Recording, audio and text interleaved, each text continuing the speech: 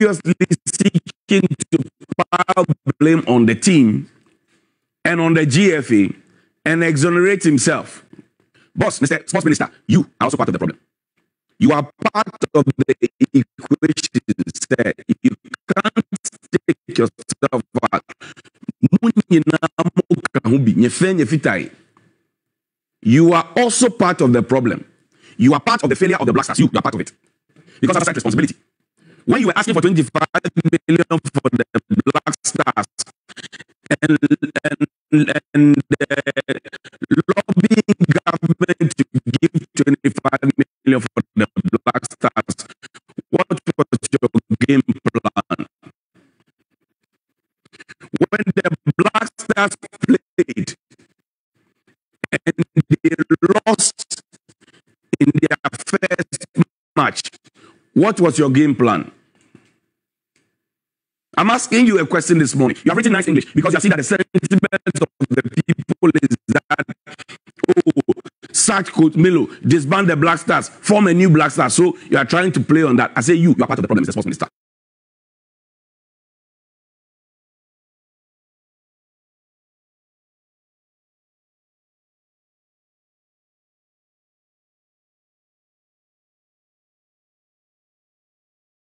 You can't exonerate yourself of anything.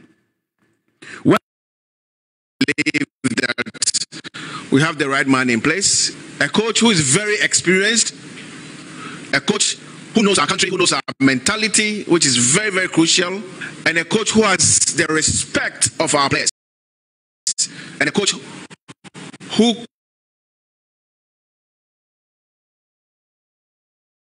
controls that dressing room of Ghana. We shouldn't forget Kevin Barton was here, Sule Muntari was here, Michael Essien was here, Stephen Appiah was here, Anthony Anna was here, Olele Kese was here. They all played under him. They all shared that dressing room. We had no problems. So we know our dressing room is secured. That's a big step. This is it. We're giving full assurance. Then we went on the international stage. And what did we do? Danny, Kofi Kinate's song.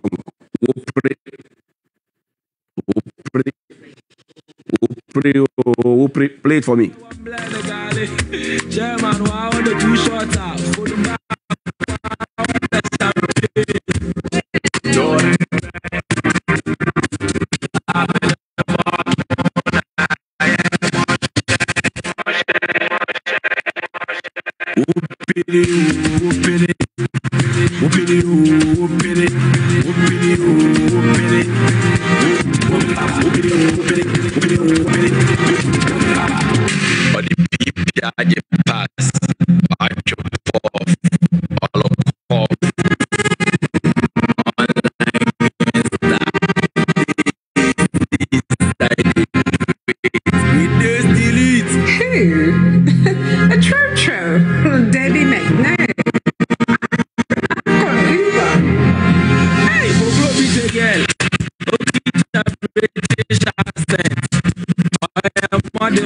Actress, so CEO of something for online, but nothing there for perfect. So, my Russia could take your time now. You have learned your lessons. Because the money we spent so far could have paid the NAPCO people. It could have paid the national service people. In fact, I urge you to use the balance that they will bring from the AFCON because they have to come in account. To pay the UTAG people, to sort the SITAG people out, to sort the TEU guys out. The people want strike. This morning, local government and CROSAG, they say they want to go on strike. Sort them out. Because the investment we made was a bad investment to start with. You asked all of us to support them. We gave them the support. What did you bring? It's akin to a child whose parents buys everything for them to go to school. We buy books, we buy laptop, we buy tablet, we pay extra classes fee, we pay school fees, we give you lunch, we give you breakfast, we give you snack, we give you everything. Then you go to school, and then when the roll is called, you are last. We'll pray too much. Take your time. Now let's go to UTAG. The University Teachers Association, they say the National Labour Council can go, the commission can go and sleep. The National Labour Commission, they are resolute in their strike. What are they asking for? They are asking for better conditions of service. And quickly, let me do this question. Yesterday, I did some conversion on the the conversion on the internet about the currency of Belarus and the US dollars. I think I messed up a bit, but the point remains that they are asking for better conditions of service. And the point I made with that Belarus comparison also remains that you enter and there's a certain level of graduated benefit that you get, and the fact that even new entrants in Belarus may be any more than our people here, which is not too good. And they say, based on experience and your longevity within the field, you're supposed to earn more. So they seem to be agreeing with UTAG. Now, this is UTAG. UTAG is sending this. It's following the ruling of the National Labour Commission 30th January 2022. UTAG members in respect to the processes leading to the partial withdrawal of one of three core mandates. Teaching and related activities as legal. The NEC of UTAG informed the general membership of UTAG about the directive of the NLC. Consequently, the 15-member branches have held independent emergency meetings to that effect, and the general membership expressed their dissatisfaction with the directive and were of the contrary view. Thus, the members have unanimously resolved to continue with the withdrawal of teaching and related services until further notice, and attach a copy of the resolutions for your perusal. By this cover note, all members are entreated to remain calm. Thank you, Dr. Asare Asante Ano, National Secretary. Now, so they all came on. This is UMAT. Okay, UMAT has come on. This is UMAT in Takwa again. This is UTAG, UMAT Takwa. Okay, I think the Takwa guys came in strongly. This is the general resolution for them. They say, "Young, go back. We won't go back until you give us what we are asking for." And this is they clearly are not excited. Look at all of them. All of them. All the UTAG members, UTAG, UPSA, they have signed. This one is for where? Health and Allied Sciences, UHAS, they have signed. University of Energy and Natural Resources, they have signed. They say we won't go back. CK Tedam, University of Technology Applied Sciences, they say they won't go back. University Teachers Association, they won't go back. Apia, I can say Apia, University of Skills, blah, blah, blah. They say they won't go back. Which one is this one? Okay, so now all of them, they say they won't go back. All the 15 members, they are, and this is their resolution. They say we won't go back. So now the question is, will we give them what they are asking for? Because Nooks has thrown their support behind them. There are some freshmen who are saying, "Oh, we beg you to call off the strike." Boss, you just came back from SSS. Keep quiet. SSS is not university. I saw some of you carrying teddy bear to university.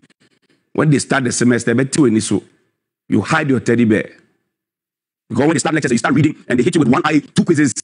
You settle in, you sell the teddy bear and buy a textbook. You are freshmen. You have the right to speak. But I'm telling you that what your lecturers, who are the academicians, whose brains are used to develop the nation, whose brains are used in this information age of science and technology, engineering and mathematics, in this age of artificial intelligence, they are begging for better bread, which is a shame unto us. Our intellectual community is impoverished.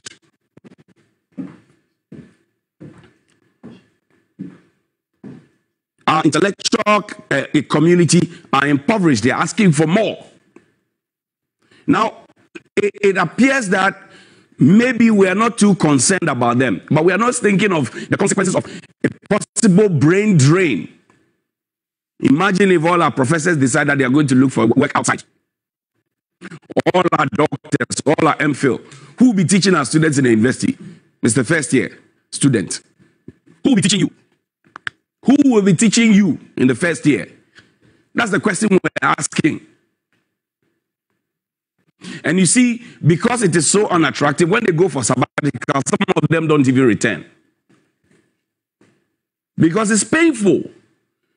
They are resolved. They say, look, you either jail all of us, or you sack all of us, or you pay us what is due us. And we want to see the money hit our account before we come back to the classroom.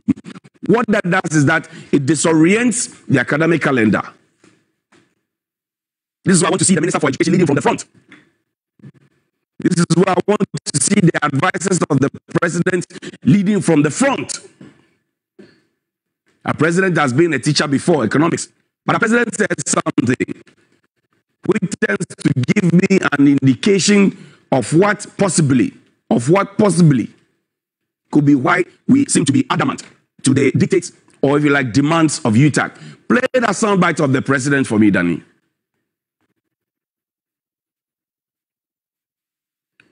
Play that soundbite of the president for me, telling us. I don't think that anyone, but nevertheless, I don't think that anywhere in the world that people go into teaching expecting to become millionaires and make money. If you want to do that, you do other things. If you want to do teaching, it's because you want to make a contribution to the welfare of the society and its growth, and you've done that very, very well. But nevertheless, I don't think that anywhere in the world that people go into teaching expecting to become millionaires and make money.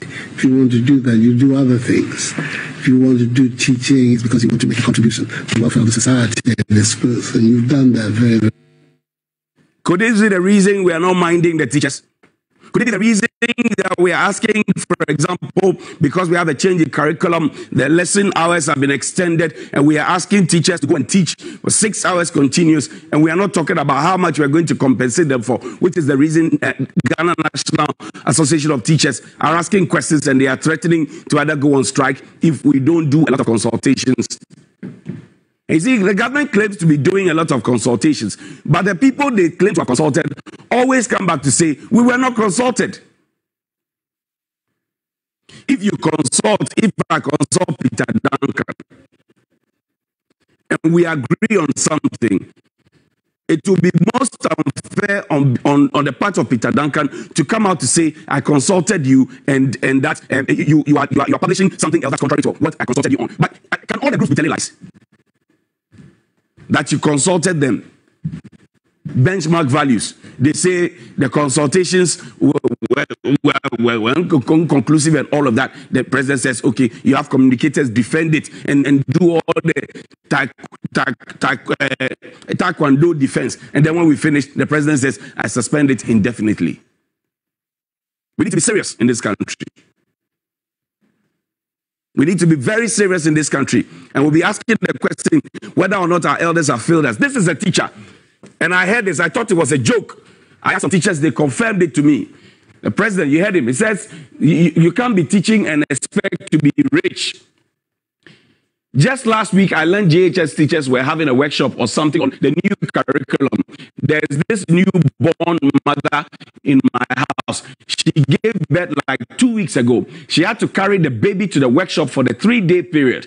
Due to the fragility of the baby, she had to go and come by a chartered taxi every day. I'm told the transportation cost her 80 Ghana cedis every day. That's from Efidiase to Kumewu, Bodomase. She told me yesterday that each teacher was giving 30 Ghana cedis after the 3-day program. And they were promised additional later. I thought that was disrespectful. That is in this modern Ghana, 30 Ghana cedis. So I asked them, couldn't you guys boycott the money? I think telling them there's no money is better than disrespecting elders like that. They are just making the profession unattractive, and it will go backwards to where it was in the previous years. This is it, 30 Ghana cedis. And you know what? Even the 30 Ghana cedis was not given to them there and then. Even the 30 Ghana cedis was not given to them there and there. Breakfast for a full-grown teacher, 10 Ghana cedis. Even the 30 Ghana cedis was not given to them there and there. They had to go. And then later, about 2 or 3, 4 days, it will be sent to them. Teachers. And anyhow, because they cannot get rich. And I disagree with that philosophy. Why can any other profession get rich and the teacher cannot get rich? If the teacher is not wasteful and you are paying the teacher right, the teacher can save, invest, and become rich. Because there's more pressure on our university dons. When they go for family funeral gatherings or family parties, they say, Prof Abao, Prof Abao, Dr. Abao, Prof Abao, and then they will be asking them to deliver some more money. Because they see them in that prestigious thing. Meanwhile, they don't get shikoto. And they taught all of us. I was taught by a professor. I was taught by a doctor. I was taught by an MPhil holder. What is their crime? They have served notice. They will go back to the classroom. They will not go back to the classroom. And you have to do the needful. Because if for January to September alone last year, we spent over 140 million cedis. Aside all the budget lines, 140 million cedis. Aside all the budget lines on enhanced office operations at the office of the president. You'll be asking questions. Over 140 million. Over 140 million. So that's the question I'm asking. I'm asking, what did we use that money for? When we say enhanced office operations, what does it mean? And when we spent over 140 million, what results did we record? What is the scorecard? You have enhanced contact tracing. You have enhanced media capacity training. What is the result? You have enhanced office operations over 140 million. People are asking for money. How much?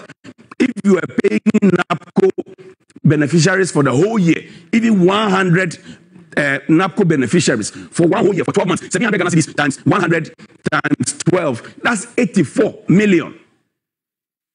We can pay them for one whole year.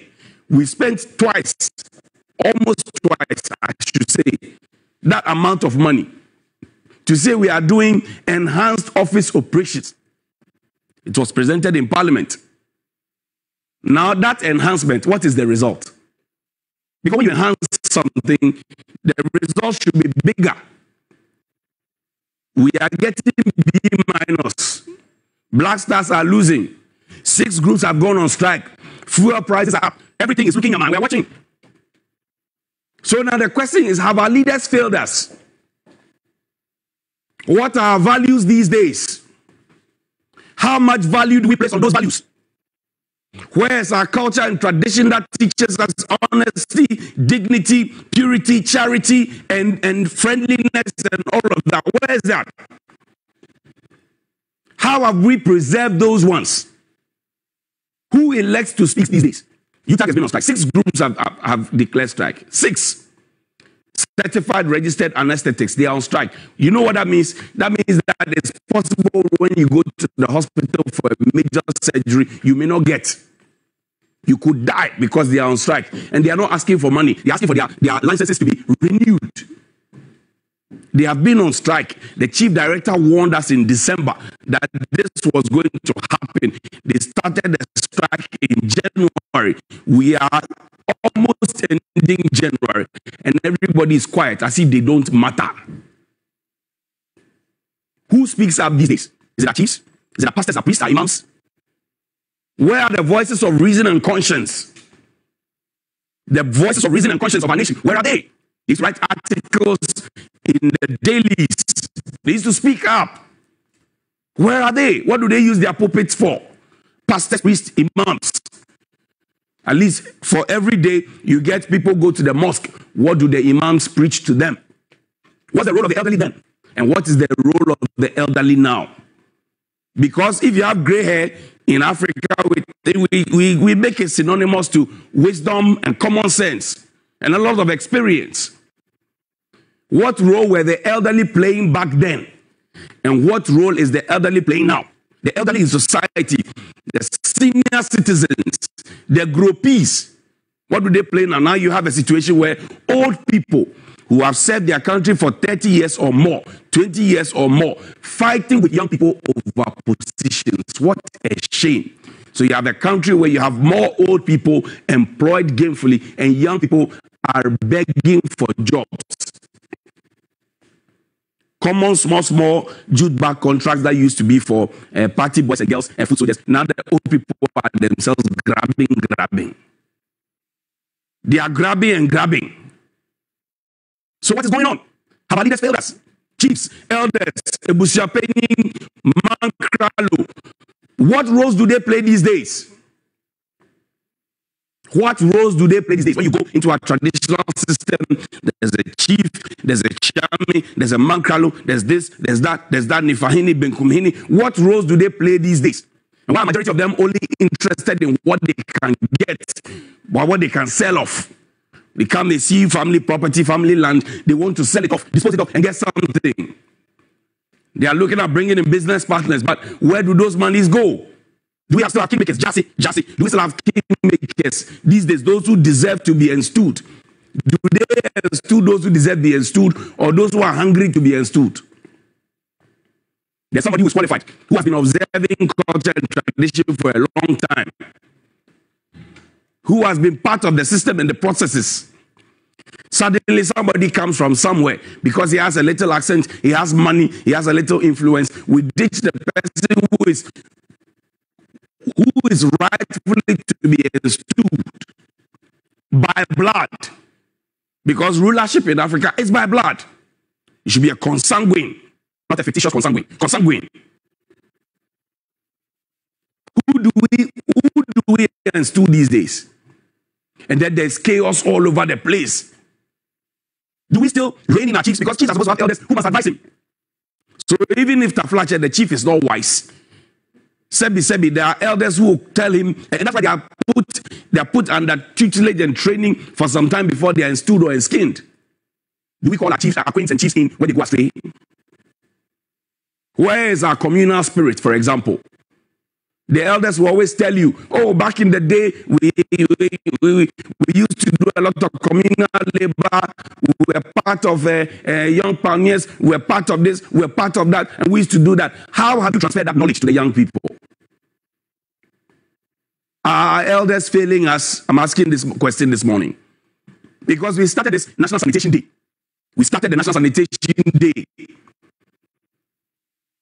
When is National Sanitation Day, first Saturday of the month, everybody is quite... Our patriotism is gone. Where is the sense of patriotism? Where is it? Where is our national pride? What has been the relationship between the young and the old? What has been the succession plan for national development? Succession plan, what has been it? So there's somebody who is working as a big man somewhere, as a CEO somewhere.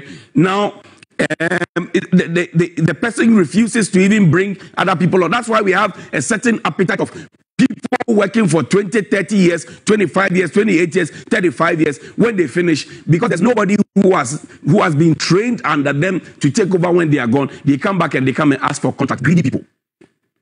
They come back and they ask for contract because they know when they leave, there's nobody who can do that. They are keeping all the knowledge in their heads. Meanwhile, when they joined, other people held their hands and guided them through. So I'm asking, have our leaders failed us? What is the succession plan for knowledge and experience transfer? You have knowledge, you have experience in your field. Everybody hails you, bossu. But what is your plan? Your succession plan for knowledge and experience transfer? Then there's also the question of unexplained wealth. We have a big appetite for unexplained wealth. Somebody just springs up from nowhere. He has so much money and everybody is bowing to the person. We are not questioning where the people got the money from, whether they stole it, whether they got it through rituals, wherever they got it, we don't care. We are just interested in unexplained wealth and how we can salute people because they have a little money. Have our leaders failed us? Was that what it was in the past?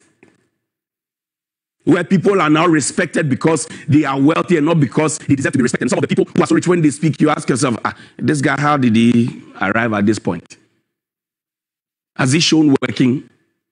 And it is not to hate anybody or to say anybody is jealous. I'm saying that in a society, that is what we learn. You see, for example, when we wrote in that textbook that Efo agreed to do juju for the students and they passed, we're subconsciously feeding into the minds of the young people that it is okay not to work hard, it's okay to find ways and means, it's okay to go to a juju man to go and get some charms, and it's okay for you to come back and get what you are looking for, what you should have worked hard for, and as opposed to working hard.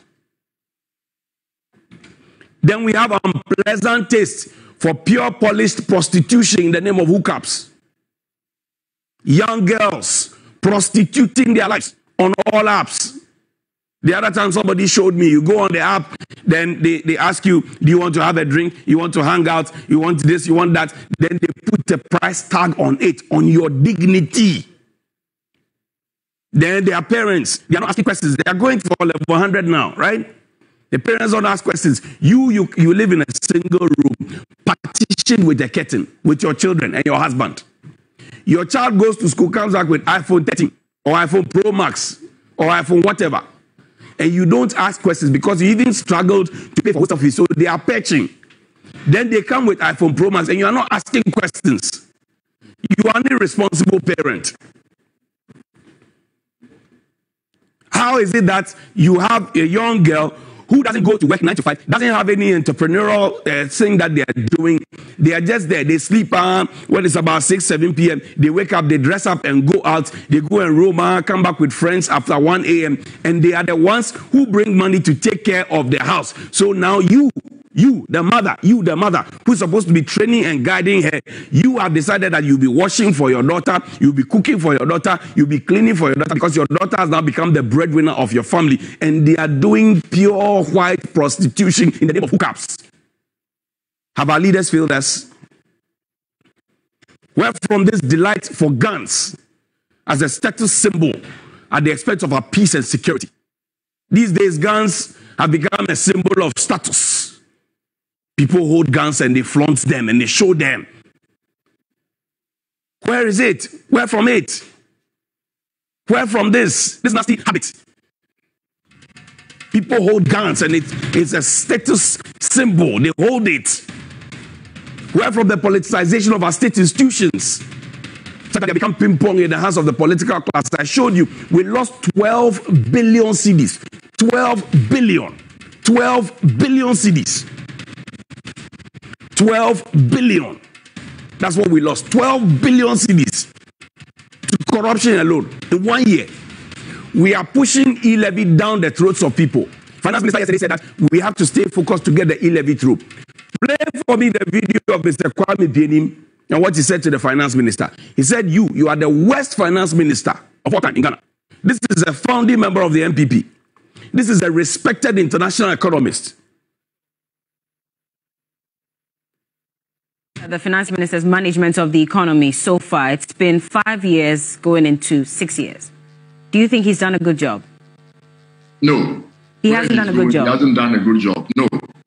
Why do you borrowed? He's over-borrowed. We are not getting value for money. And he needs to realize he is not just a budget and expenditure minister. He's minister for finance. Finance means growing the economy. He said the economy grow, we are the fastest growing. Yeah. The narrative is wrong. When you say the economy is growing, everything is honky-dory. And then you are asking workers to tighten their belt. Of course, they are not going to tighten their belt. You know, Ken Oforiatta has borrowed more than any other minister for finance. This is Mr. Kwame Bienim. Go and attack him too. Go and insult him too. He's telling you the truth. And you see, when we kept the job for Mr. Oforiatta after he had done the first one, he told us, Mr. Oforiatta, look for Ecclesiastes 5 verse 5 for me. Look for that Bible verse for me. Mr. Oforiatta told us that we'll be looking at our expenditure, we'll be cutting down, we'll be stopping corruption, blah, blah, blah. He said it in the 2020 budget, read in 2019. In 2020, we lost 12 billion. He said we should stay focused and that the economy is not what fixes and that we will get there, blah, blah, blah. It doesn't lie in your mouth, Mr. Oforiatta, to be telling us what the economy is. When we go to the market, our pockets broadcast to us.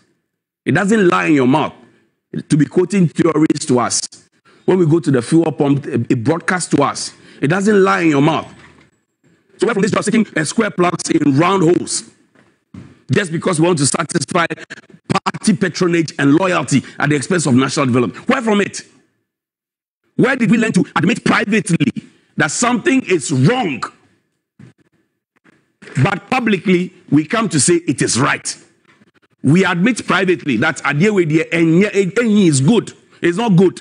Then we come publicly and we come to defend it. Young people defending nonsense. Where did we learn to dilute our security setup with party people and protocol recruitment? Where did we learn to collect money from people who want to serve their nation? Where did we learn that from? One of my many Ewe friends, he told me this.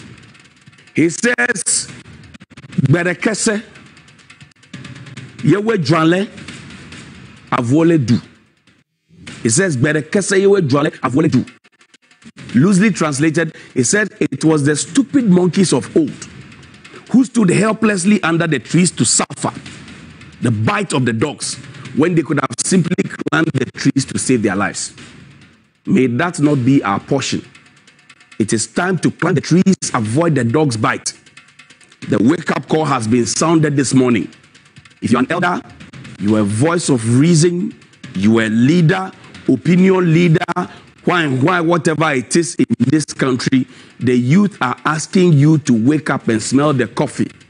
Take up your role as an elder and lead from your small corner and lead from the front. Lead from the front. This is Ecclesiastes chapter 5, verse 5. And Mr. Fourier, I'm quoting this for you because you come to Parliament to quote Bible for us. You wear white. Ecclesiastes chapter 5, verse 5 says, it is better not to vow than to vow and not fulfill. It is better not to vow than to make a vow and not fulfill it. Ecclesiastes chapter 5, verse 5. What you promised us is not what you are delivering. So we will continue to remind you just so you stay on track. About the e-levy, about the e-levy. In 1995, Nana Akufo-Addo led a demonstration called Kumi Preko demonstration. People died. It was against the value-added tax. It was shelved until 1998 for broader consultations. They didn't force it. The last time we tried to force it, people fought blows in Parliament. However unfortunate it was. Everybody is telling you that the e-levy is problematic in its present form. And like what Nanado said, your policies have not found favor with the general masses of the people. We'll play the video. Think about these things I've told you this morning. And have a good morning. Alhamdulillah Rabbil Alameen. Happy Thursday to you. Play the video.